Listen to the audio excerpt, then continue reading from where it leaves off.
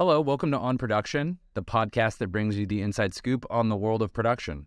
Each week, we sit down with production professionals across film, commercials, events, live tours, unscripted photography, and project-based industries to hear their stories, insights, and advice on the art and science of making things happen. Really excited to be talking to Kevin Lyman today, the founder and operator of the Vans Warped Tour for over 25 years. Kevin, thanks so much for being here. I'm really excited personally to learn more about your story, lessons learned along the way, and kind of get a sense of what you're doing now and what you think the future of live events looks like. Thanks, Cameron. Thanks for having me on. I always like how as you get older in the business, you get known for less and less. So I'm known as the warp guy. It was like there was a lot that led up to me doing that, and there's still a lot of things going on. But it's great. I'm the warp guy. So and I think what we did with production with that was a lot different than what anyone else had done to that point. Kevin, I really am glad that you called that out, because the first thing I want to do is to explore kind of your early career, right? When you and I had the chance to meet each other, your breadth and depth of experience across bringing people together, entertaining them, and giving them awesome experiences kind of spans a wide gamut. So how in the heck did you get involved in the music and event space? Like, what was your early career and what led to the quote unquote one thing that everybody kind of remembers you by these days? I think that kind of, started, growing up in Claremont, California, kind of being around groups of people that always seemed to kind of be gathering to do something. It was like, okay, they were doing a benefit for something, they were helping with someone, or early on we had no money. So it was like, oh, we have to figure out how to entertain ourselves in our own backyards. So, that led to me in college. To be honest, I was walking through campus one day and heard some music off in the distance. And there was a concert committee, like so many kids. And now being a full-time professor at USC, I recommend my students to get involved in as many things as possible. I wandered over and met some people. And some of those people were very interesting when, you never know in life where you're going to come across. But I had the chance to start learning how to put on shows there. And later on, those people turned into a gentleman named Paul Tollett, who started Coachella. And Perry Tollett, his brother at that point, was the same age as me. There was a lot of interesting people there. And then, as I was moving through school, I started falling in love with the music scene in LA. Cal Poly Pomona was about an hour from LA. I started gravitating to a really exciting time in music and started putting on shows out where I lived to raise money for a ski club and ski team that was underfunded. And I figured out how to use some skills to bring bands out from LA to play shows in large backyards. And, the first time you do a show, you think the band brings the PA system with them. You start learning your lessons quick, and I started learning organizations. And I think that was my skill, I guess, was the ability to get on the phone and make phone calls and try to figure out how to make things happen. And, I went away for a while right after college and came back and was offered a job through that work I had done in college at a club in Los Angeles. And it was a really exciting time. And there was a punk rock scene going on, the alternative music scene. And I reconnected with those people from college. They were working for a company called Golden Voice, which pretty famous promoter out here in Southern California. I was offered a stage managing position with them, but immediately realized that I also wanted to do other things, and I never wanted to be locked into one thing. So I started my own production company, which was Kevin Lyman Production Services at that point. This was in the mid 80s. So leading up to this, as you're kind of going from totally green to more experienced, do you have any stories of things that related to production were some hard lessons learned fast that you then kind of have brought with you the rest of your career, specifically on the production operations side? I mean, I think that there's... production side. It didn't take long before I started moving up to bigger shows. And there's that moment in time where, you probably should have asked a question if you didn't know something. It was starting to get more and more technical writers and contracts. And I'll never forget doing a Fan of the Opera show. I was doing a touring of Fan of the Opera, and they asked how many line sets were in a theater. And I kind of bullshitted my way, to be honest. I gave them a number, and when they showed up, it wasn't quite right. And to be honest, I didn't even know what a line set was at that point. And the rigger wasn't very happy with me, let's just say, of the show, and tried to drop a hammer on my head from about 40 feet. So it really, really, stresses that, there are no dumb questions in production. There's just not asking those questions that can lead to, it really slowed down this load in and cause some confusion. So I was learning along the way, like I go back and said that first time I did a show, I thought the band showed up with their own PA system for a party, but you'd hire a band, you had to have a PA system for them to play on. So it was a fairly quick learner. I didn't repeat my mistakes. And I was able to start working very quickly around LA and getting a good reputation. And I think that good reputation I got was that I treated everyone equally. Whether there was the smallest bands to the biggest bands, I would try to make sure they had a good experience. And that was a time when those smallest bands in LA could turn into Stone Temple Pilots, or they could turn into Jane's Addiction, or so many bands, Red Hot Chili Peppers and Nine Inch Nails and all these bands. And then that kind of led to more and more opportunities for me. And in 1991, I'd never gone on the road, and I conscientiously decided to work locally versus going on the road. My friends were making more money on tours than I was making it at home, but I kind of like that grounding of being around home and not being on the road all the time. I was invited to be the first stage manager of Lollapalooza in 1991 as a touring event. And that was another learning lesson. Kevin, I'm really curious, like in terms of the business operations of building an events business, like, is it that you think about an event that would be marketable? Is it that you find a band that you like, that has an audience, and you try to build something around it? Like, can you walk me through the conceptual origins of an event that you're trying to set up to build both a great moment for your customer, but then also build a profitable business enterprise? Like, how did you get your head around this? Is it the conception of like an interesting event that you think people will come to and then driving it all the way through? Is it building a portfolio of events? Like, how did you kind of square the actual operations of production with the actual entrepreneurial side of it as well, figuring out how to build a business in this industry? Well, I think it was at 12 years, it wasn't overnight. It was 12 years of observing how other people did it and helping them facilitate how they wanted their shows to be. So being that kind of promoter rep, that I was going through the writers and understanding how the inefficiencies of our business, there was a lot of inefficiencies going on. And so like what? Too many stagehands, not being efficient on load ins. So, people were wasting a lot of time, and time was money. Dressing room writers that were so over the top, and they'd leave 90%. It was great for me because I don't think I spent money on food or groceries for about 10 years because there was so much left behind. Then I started to evolve these concepts and then, going out on that first Lollapalooza show and watching, there was a lot of inefficiencies that first year when, some of the production aspects, but then learning kind of pulling that together, but also observing. And people always said, I observed the fans and how the fans reacted to shows. And, how could you make a hybrid of something that's better for the artist and better for the fans? And those things would be, later on implemented in something like the Warped Tour. And it turned into a lot of things. But for me, the key lessons were like watching Henry Rollins playing in 1991 Lollapalooza and playing at the same time every day and playing a lot of times to empty seats in the afternoon, and thinking, wouldn't it be awesome for a career if he could have played right before Jane's Addiction a few nights? So that later evolved into that shuffling schedule that I would do, that no one knew what time the bands played. And because the Warped audience was so engaged in music, they wanted to come earlier, and they didn't mind coming at 11 o'clock in the morning and being at a festival all day long. Some of the side effects from that, as we branched into sponsorships and things that weren't really accepted in our line of music at that point, it gave those brands a lot more touch points with the fans if they were there throughout the whole day. So, a lot of it was based on how to bring the show to the fans at the best ticket price. Some people would say, I didn't think the music I was working in needed lights for effect, if that makes sense.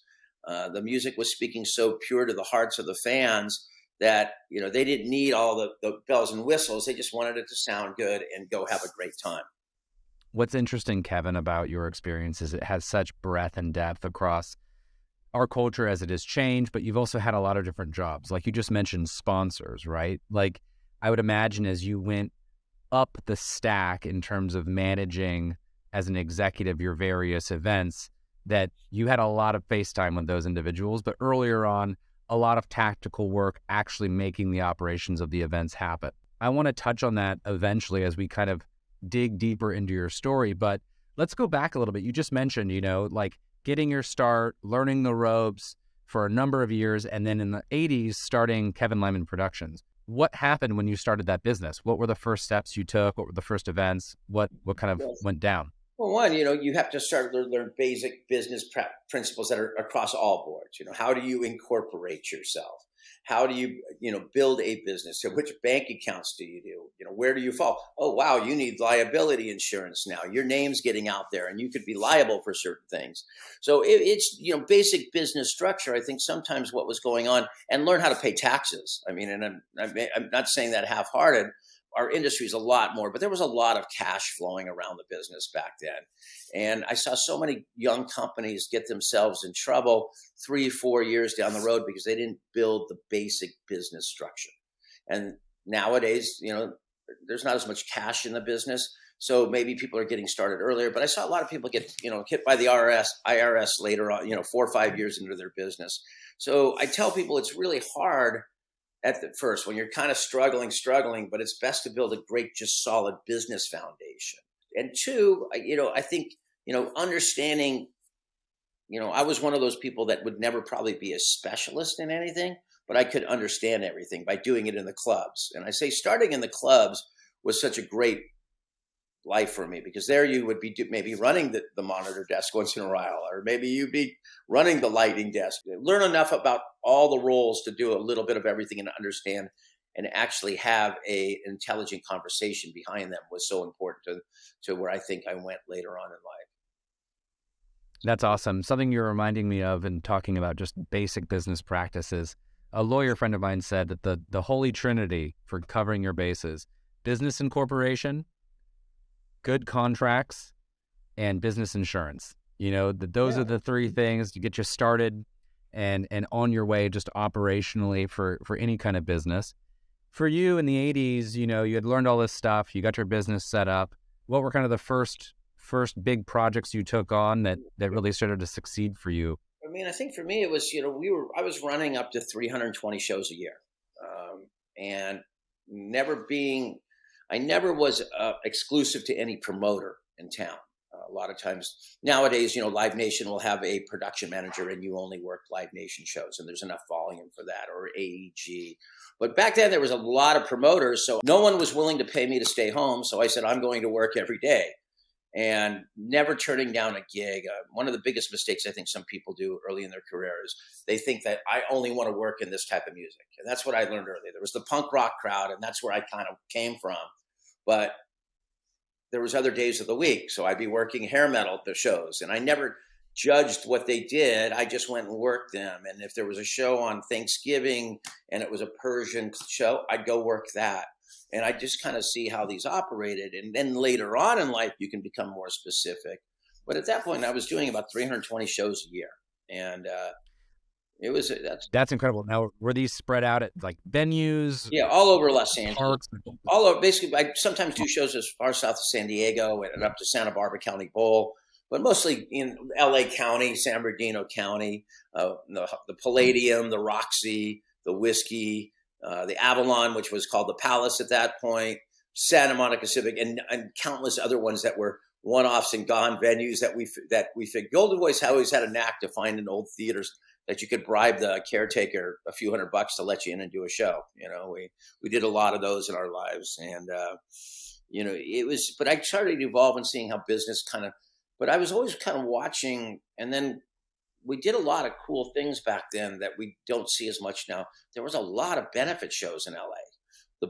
There was a community of bands that, if there was a Rock the Vote show or Rock for Choice show, we were doing all those early benefit shows, integrating philanthropy into our shows all the time. And we do the craziest shows. I mean, I think the craziest one was that there was a band in LA called Fishbone, and one of their members joined a cult, and the rest of the band went and kidnapped him to bring him back, but he didn't really want to come back, so they got charged with kidnapping, and we had to throw a benefit show. But it was amazing, and the Chili Peppers showed up, and Mary's Danish and all these bands, and we're all raising money to help them with their bail or their legal fund. And it was a really good sense of community. So that's what I felt was really also part of my later career, trying to build that sense of community through these events and festivals and tours I did, and not just make them in another stop or another type of show. So, watching the audience base, watching the community that we had here and going back through life led to those things later on that I did, and we try to do that through everything from Warp to Taste of Chaos to Mayhem to all these different lifestyle events. And then starting to look at like lifestyle and culture and how do you build something where some people later on said the Warp Tour was a lifestyle traveling fair as much as it was as a music festival. It involved the brands that were relevant to the fans. The nonprofits were such a big part of what I did, delivering it at an artificially low ticket price by using those sponsorship dollars and figuring out how those bands could benefit from working with those sponsors or being around those sponsors. We kept that ticket price. I was having a couple of meetings this week, and they were like, "You were just so artificially low with that ticket price. You could never do that again." And I said, "Yeah," but it was, we were trying to do a show for, let's say the other 90% of the people out there. 10% could go to the large festivals where you're paying a lot for hotels or things. We were trying to deliver it to your town. I felt for a music scene that if we brought it to your town, we brought punk rock to Boise, Idaho. They didn't get a lot of shows like that. They could have a show a year that would help build our scene of music. And we built it all together. So everyone would benefit throughout the rest of the year from being involved in these projects, I had hoped. You just said something that really, I think, resonates with our audience, which is about the building, right? Like, On Production is brought to us through Wrapbook, right? It's a suite of tools that enables people to build a creative project in the world. And what you just described is building by a community of people to build culture into the world and see what happens. I love that. From this perception of building, right? Like, what were kind of the hard and fast rules that you and your team would utilize to build a tour or to build a job? Like, is it coming up with a budget first? Like, what were you doing with your budget? And then who were your first hires and how did you structure the organization of your events and your tours so that they would function safely, on time, on budget, and hopefully make money? Well, we really found people that cared as much as I did. That was really important. I think, finding people that were from and giving people chances. My thing was I gave a lot of people their first jobs, or I gave them maybe their second job, but elevated them quickly if they showed promise and gave them responsibility. And we would look at it. I would start kind of in the process of, each year outlining, how many shows, what we could do. Pretty much started with a budget. We would start to outline a budget and, figure out what we could pay. And it was a different world because we were mostly our festivals or events. It wasn't like booking for a 3-day weekend and a one-off. We were booking for 2 months. So that was a lot of artist development. So the process would usually start September, October after the following year. That would end maybe August 1st, right in that area. Then I'd take a month and then we would start the process of both one. And it moved all at the same pace, kind of was one, start to explore talent for the following year. 2, start to contact sponsors and build the revenue model that way, because we were dependent on sponsors to be able to put this tour out. And 3, really see where we were the summer before and where our efficiencies were and possible inefficiencies, and see how we, with that tour, saving 1 or 2% or spending 1 or 2% was a big shift because you were looking at 32 to 40 shows. So, it was we would have it was called the pilgrimage to Pasadena. Everyone would come and hang out in the backyard and labels, managers, agents, everyone. We would sit there and bands would come by all the time and we'd play music and I'd start with a big whiteboard and I'd have an outline of a dream lineup for the year. And then we would sit there and strategize how we could help develop bands throughout the 9 months leading to the tour. And then we'd actually have the tour going, and then we would be working on those sponsors in October and trying to lock in deals, and then aligning bands that might want to work with those brands. It was, and then my company was always very, very small and tight. We had a small sponsorship team, which was 1 or 2 people. We would have a operations person, and we would have a marketing person.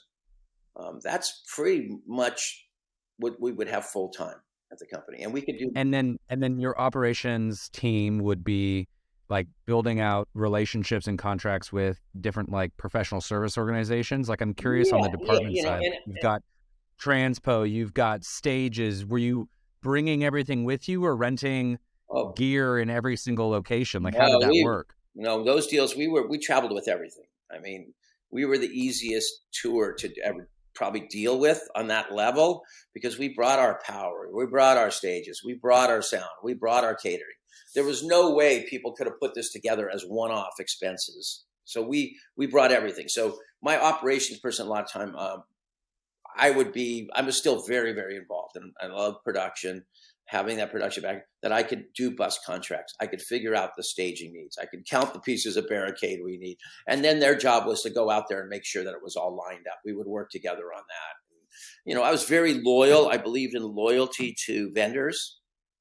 We didn't jump vendors very often. I haven't even jumped vendors in my 40-something year career when I need them. If I need sound, I'm tending to go to Rat Sound. They started in the clubs with me, and now they're the sound company for Coachella. So my first call is most likely going to go to them, especially for any kind of touring or anything I'm doing in California.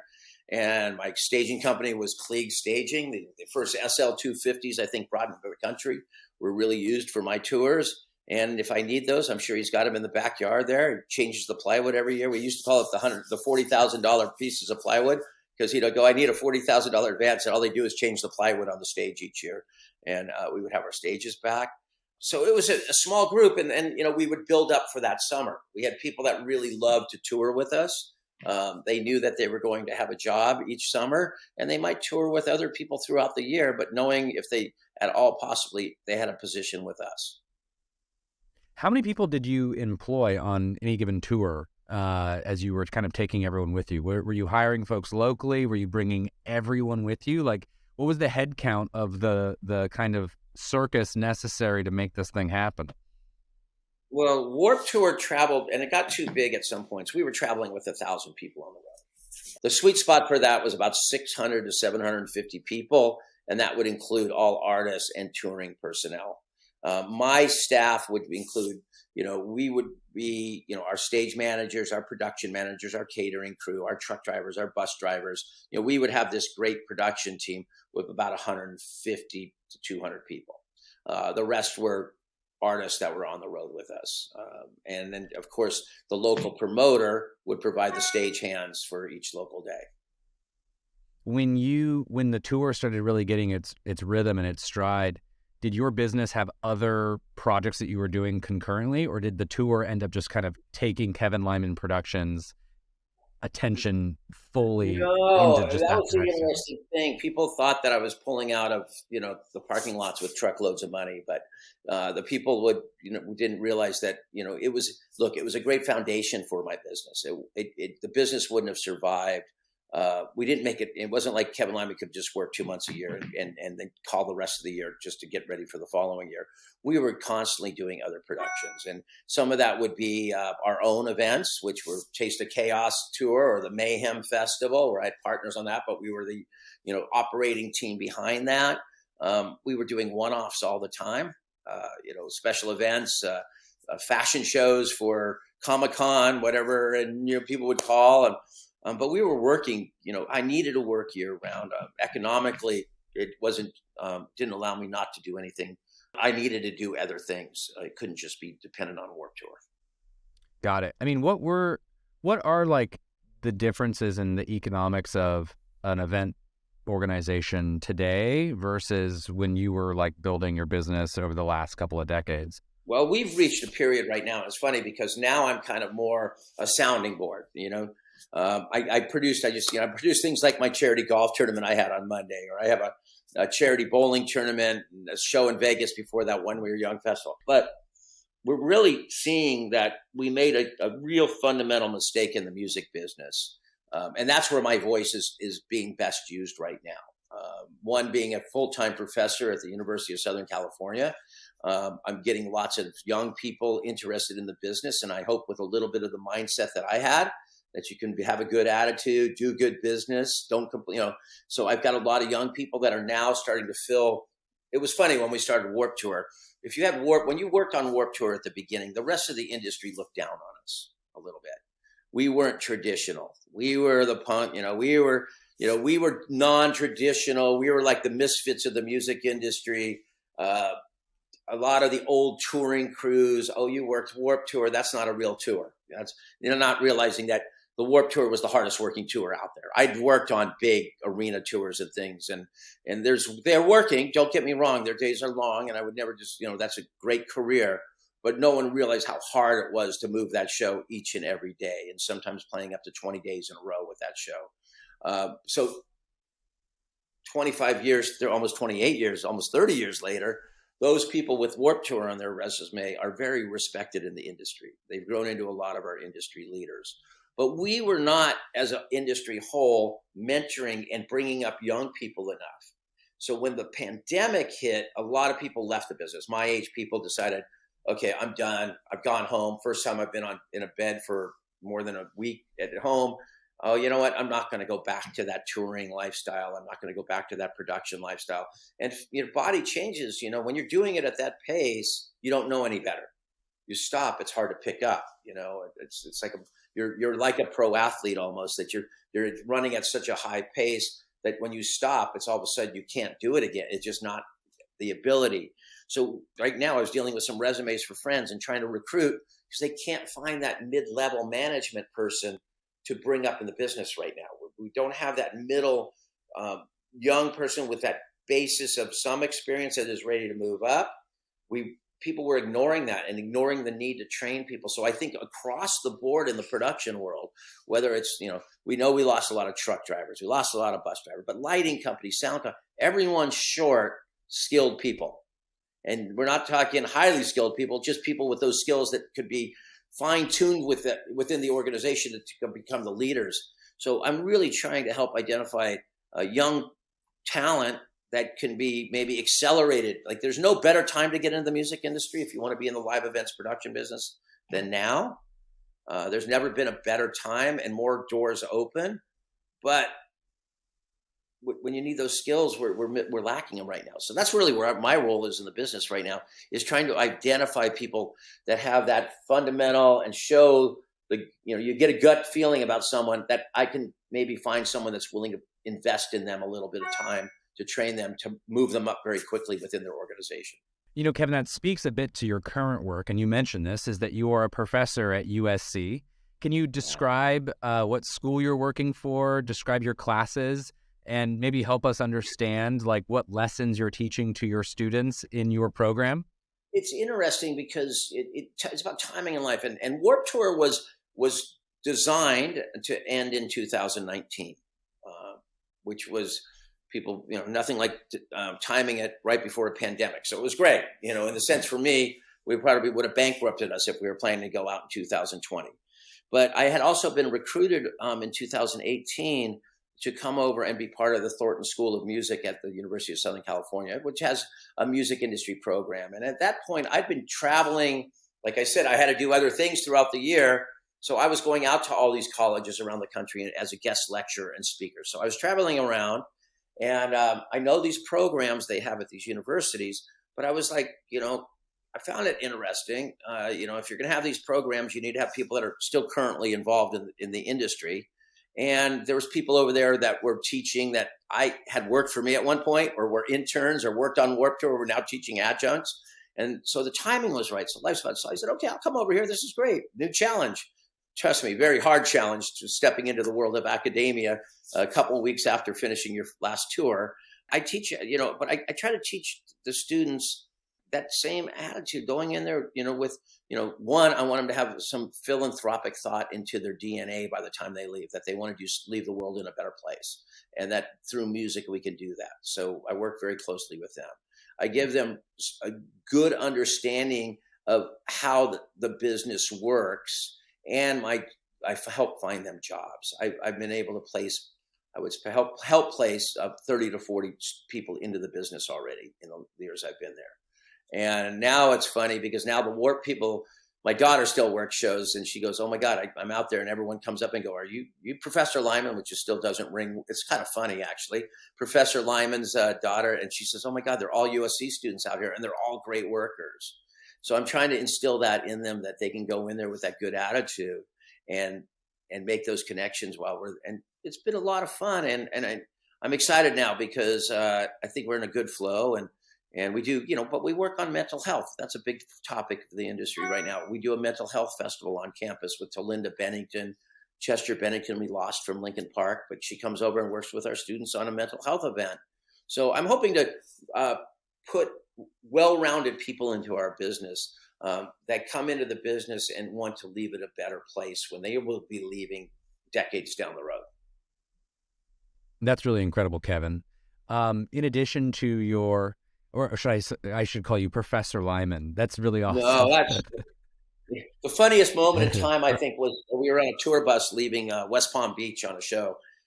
And my phone rang on the bus, and it was on Bluetooth, and I just hit it, and a bunch of people are hanging around. It's been a long, hot day down in Florida, and everyone's having a couple beers on the bus, and it came over the someone on the phone said, "Is this Professor Lyman?" I've never heard people laugh so hard.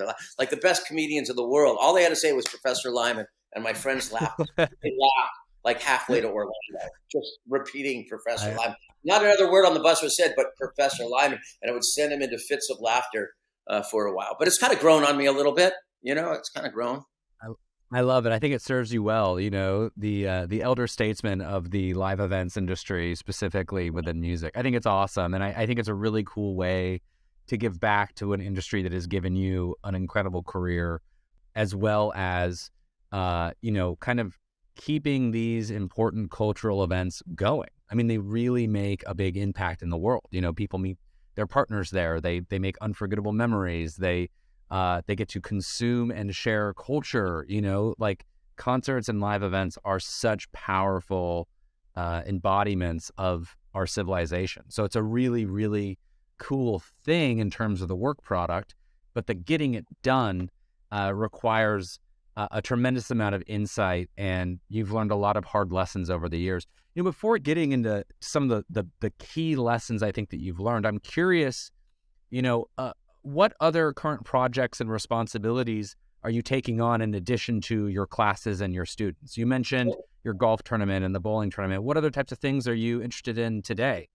Oh my gosh, I got involved with brands sometimes too. Lifestyle brands. So, I worked with a company called St. Archer Brewery when they were founded. It was skateboarders and surfers, and I helped guide the culture of that brand. I help in the background of brands I invest in, like Beatbox Beverages, and I was involved with a company called VerseWire. And as of now, I have a minor equity interest in a club in Hermosa Beach. That was, you help people out in life, and you don't expect anything. And I've helped this person out, and she's wonderful that bought the club. And the next thing you know, she says, "Kevin, you've got a small equity in the club for always helping me." So I'm having fun introducing people to this club called St. Rock in Hermosa Beach that she's putting a lot of money into remodeling and going to be really a hub of the community again down there. I'm busy all day long. I consult for a few companies. I sit on a few boards. I work on nonprofit stuff.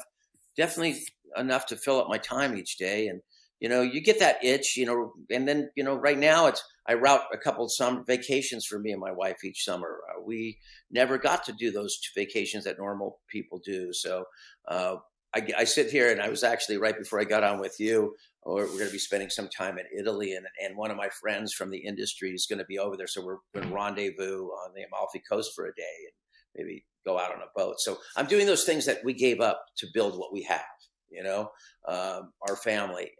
I was gone each summer, but now we get the chance to enjoy that. And we've been doing that the past couple of years. Usually an overseas, and I bought a Sprinter van, so it's very similar to touring. You route out where you can go, get your campsite reservations, figure out where you're going to go.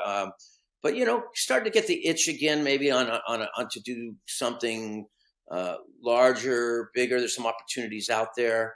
I don't think it ever leaves your blood. It's probably just going to have to be a little different, because physically, that's the sad part. Your body does give out. I was never a person who sat in a production office. I was always in the middle of the field, whether it was riding my bike or out in the middle of the field with the fans.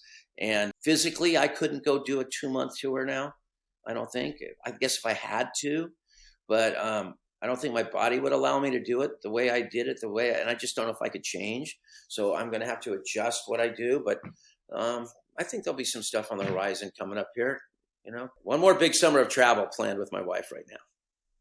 I think that's awesome. Very well deserved. I'm curious, finally, just to wrap up, I'm really curious, as you look back and you look forward, what lessons have really stayed constant throughout your career?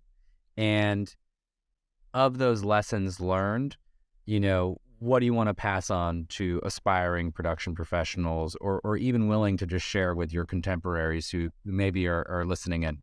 We have to really stress that there's a human element to this business. I mean, there's fabulous tech. There's technology and more. We keep talking more technology, and I see softwares that you can, but it's still, we are a people business, and it's treating people with respect and treating the fans with respect. And I don't think we can get away from that. I tell my students, I think all of you know how to learn, but I think we're losing the process of the ability to think, and be able to think our way out of situations and in a quick fashion. You can't Google, hey, there's a storm coming towards my venue. What do I do now? You have to have that instinct to be able to go out there and communicate to people what you need to do. So I really stress now, and I help them try to realize that we are a human business, and we were based on people, personalities. We can use technology to support us, but it's not going to replace us. And anyone who really thinks it's not, especially in our business. There's got to be a lot of humanity left in our business. Awesome. Well, Kevin, thank you so much for sharing your experiences. Really exciting to hear about all the stuff that you're doing, the school, the events, the club, all of it. Really wonderful to hang out, and thanks for being on. Yeah, thanks for having me on, Cameron. Take care.